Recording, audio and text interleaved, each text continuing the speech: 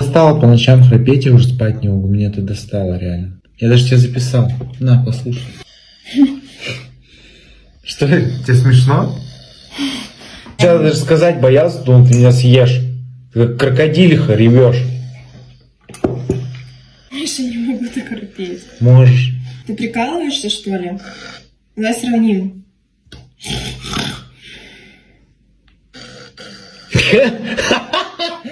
Я тебе говорил. Это ты.